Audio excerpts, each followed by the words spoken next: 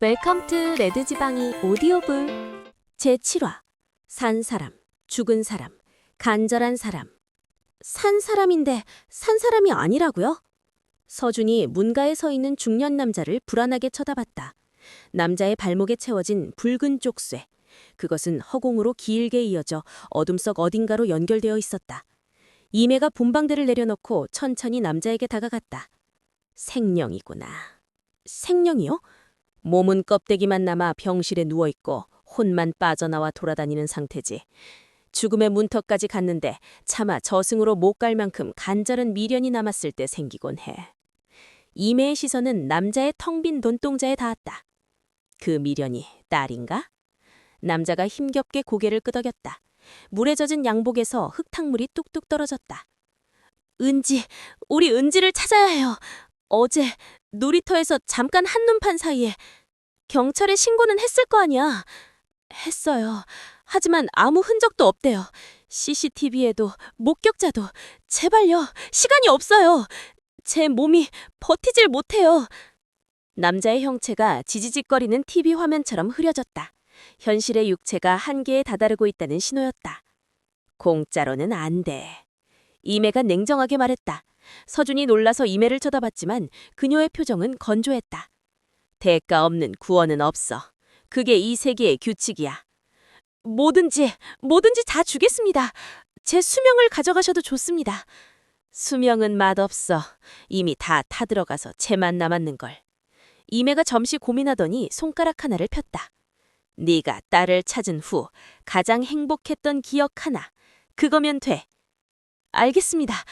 거래가 성립되자 이매가 백호를 불렀다. 백호야, 냄새 좀 맡아봐라. 아, 진짜 제가 걔냐고요. 백호가 투덜거리며 남자의 주위를 킁킁거렸다. 하지만 곧 미간을 찌푸렸다.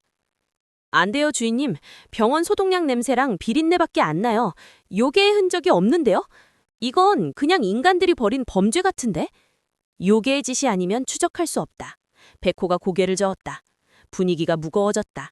남자는 절망하며 바닥에 주저앉으려 했다. 그때 서준이 조심스레 입을 열었다. 저기 실례지만 주머니에 든 것 좀 봐도 될까요? 모두의 시선이 서준에게 쏠렸다. 서준은 남자의 양복 주머니 밖으로 삐져나온 젖은 종이 뭉치를 가리켰다. 남자가 떨리는 손으로 종이를 꺼냈다. 물에 젖어 잉크가 번진 전단지였다. 실종 아동에 찾습니다. 김은지, 7세. 서준은 전단지 자체가 아니라 남자의 바지 밑단을 유심히 살폈다. 사장님, 이분 바지 좀 보세요. 붉은 황토울기예요. 흙? 전주 시내는 대부분 아스팔트나 보도블럭이에요. 어제 비가 왔는데 저런 붉은 진흙이 묻을 만한 곳은 딱 한 군데밖에 없어요. 서준이 핸드폰 지도를 켜서 보여주었다. 한옥마을 외곽 재개발 공사장 놀이터요. 아저씨는 쓰러지기 직전까지 거기를 뒤지고 계셨던 거예요. 이매의 눈이 흥미롭다는 듯 반짝였다. 백호도 호호 하며 꼬리를 세웠다. 요력으로만 보는 세상을 보는 그들이 놓친 지극히 현실적이고 인간적인 단서였다. 제법인데 5억 밥값 하네. 이매가 피식 웃으며 자리에서 일어났다. 가자, 공사장으로. 새벽 3시 30분. 재개발 공사장 놀이터는 을씨년스러웠다. 반쯤 철거든 건물들의 뼈대가 괴물처럼 서 있었고 붉은 흙바닥은 비에 젖어 질척거렸다. 은지야, 은지야. 남자의 영혼이 울부짖으며 놀이터를 뛰어다녔다. 하지만 대답은 없었다. 이상하네. 냄새가 나는데. 백호가 코를 찡그렸다. 아주 고약하고 오래된 냄새야. 쥐새끼처럼 숨어 있어서 위치가 안 잡혀. 서준은 핸드폰 플래시를 켜고 미끄럼틀 주변을 살폈다. 아이들이 좋아할 만한 구석진 곳. 그때 모래사장 구석에 반짝이는 무언가가 보였다. 이거 분홍색 머리핀이었다. 흙투성이가 된 곰돌이 모양 머리핀. 서준이 그것을 집어들려는 순간이었다. 스르르. 모래사장이 늪처럼 일렁이더니 시커먼 그림자가 솟아올랐다. 그림자는 순식간에 서준의 발목을 휘감았다. 아! 서준아! 서준이 비명을 지르며 모래 속으로 빨려 들어갔다. 백호가 빛의 속도로 달려와 서준의 팔을 낚아챘다. 이 멍청한 인간아! 조심하랬지! 백호가 이를 악물고 버텼지만 바닥의 힘은 엄청났다. 그림자 속에서 기괴한 웃음소리가 들려왔다. 아이 냄새, 맛있는 아이 냄새, 어른은 싫어.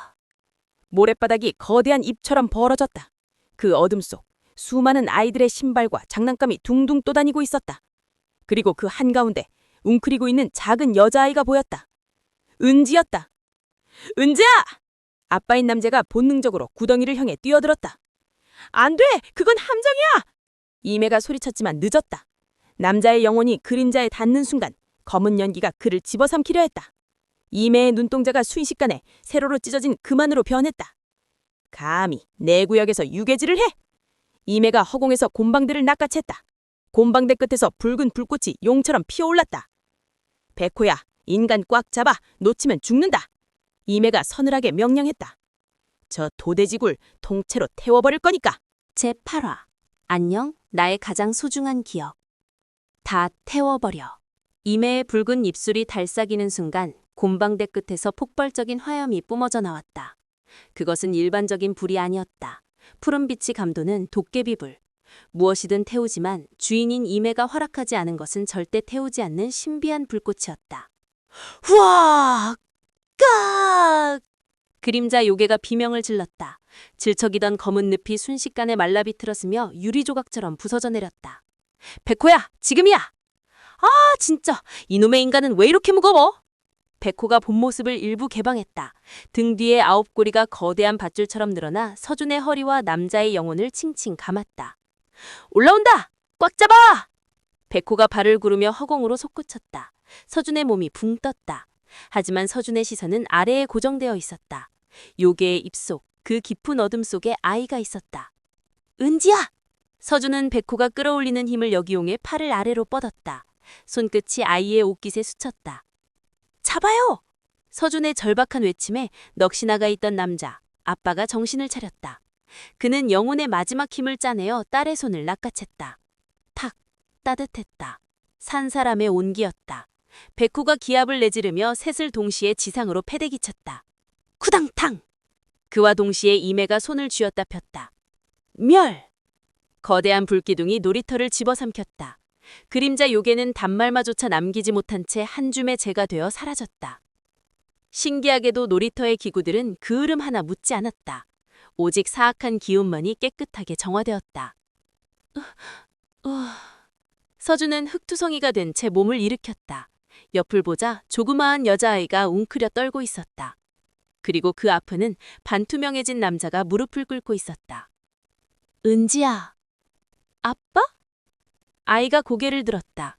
눈물 범벅이 된 얼굴로 아빠를 알아본 아이가 와락 달려들었다.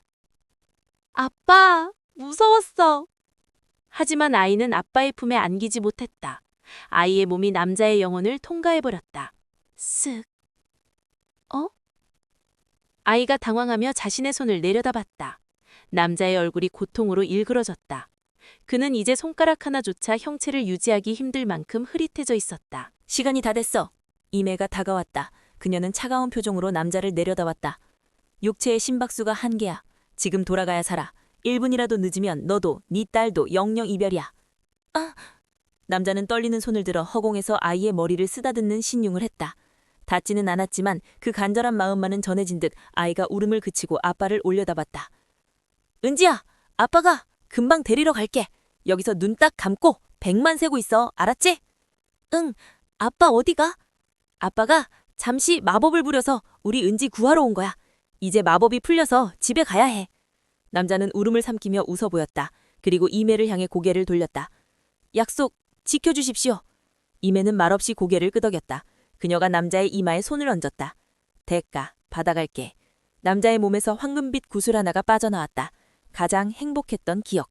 그것은 방금 전 어둠 속에서 딸의 손을 잡았던 그 순간의 환희였다. 남자는 딸을 찾았다는 안도감과 기쁨을 대가로 지불했다. 이제 그는 깨어나면 자신이 어떻게 딸을 찾았는지, 이곳에서 무슨 일이 있었는지 전혀 기억하지 못할 것이다. 그저 기적처럼 딸이 돌아왔다고 생각하겠지. 고맙습니다. 남자의 영혼이 빗무리가 되어 사라졌다. 병실에 있는 그의 육체로 돌아간 것이다. 텅 빈 놀이터엔 아이와 서준 그리고 요괴들만 남았다. 아빠. 아이가 다시 울음을 터뜨렸다. 서준은 흙 묻은 옷을 털지도 않고 아이를 꼭 안아주었다. 괜찮아, 은지야. 아빠가 금방 오실 거야. 오빠랑 같이 기다리자. 서준은 아이의 등을 토닥이며 밤하늘을 올려다보았다. 비가 그친 밤하늘엔 별이 쏟아지고 있었다. 가슴 한구석이 찌릿하게 아려왔다. 자신을 위해 목숨을 걸고 불구덩이에 뛰어들었던 저 아버지의 사랑이 서준에게는 낯설고도 부러운 것이었기에. 고생했어. 이매가 툭 서준의 어깨에 곰방대를 올렸다. 너 아니었으면 못 찾았을 거야. 5억 값의 100분의 1 정도는 했네. 칭찬이시죠? 감사합니다. 서준이 씁쓸하게 웃었다. 멀리서 경찰차 사이렌 소리가 들려왔다. 현실이 다시 시작되고 있었다. 제9화 불야성 그리고 뱀의 그림자. 새벽 4시가 다 되어가는 시간이었지만 전주 남부시장의 야시장은 대낮처럼 환했다. 사건 해결의 뒤풀이 겸 이매가 서준을 데리고 나온 곳이었다. 먹어. 남기면 죽어. 이매가 서준의 입에 육전 한 점을 쑤셔 넣었다. 사장님, 저 배 터질 것 같아요. 벌써 이게 몇 접시째. 일 많이 했잖아. 머리 쓰느라 칼로리 소모했을 텐데 보충해야지. 이매는 양손에 닭꼬치와 식혜를 들고도 우아함을 잃지 않았다. 그녀의 붉은 노부가 시장의 주황색 조명을 받아 더욱 화려하게 빛났다. 지나가는 사람들이 힐끔거렸지만 그녀는 아랑곳하지 않았다. 그리고 넌 너무 말랐어. 안아보니까 갈비뼈가 다 느껴지던데. 그건 사장님이 너무 꽉 으스러져라 않으셔서 그렇거든요. 서준이 투덜거리며 육전을 오물거렸다. 볼이 빵빵하게 부푼 모습이 제법 다람쥐 같았다. 이매는 그 모습을 보며 피식 웃었다. 500년 만에 느껴보는 평범한 밤이었다. 사람이 너무 많네요. 주말을 맞은 야시장은 인파로 북적였다. 서준이 이리저리 치이는 걸 보던 이매가 불쑥 손을 내밀었다. 잡아. 네? 길 잃어버리면 골치 아파. 방송실 가서 미아 한서준 어린이 찾습니다. 방송하기 싫으면 잡으라고. 서준은 잠시 망설이다가 이매의 손을 잡았다. 그녀의 손은 여전히 서늘했다. 하지만 그 서늘함이 불쾌하지 않았다. 오히려 무더운 여름밤 유일한 안식처처럼 느껴졌다. 두 사람은 손을 잡고 전주천이 내려다 보이는 청현루 위를 걸었다. 시원한 강바람이 불어왔다. 저기 사장님, 왜? 아까 그 아저씨 기억을 다 잃으셨겠죠?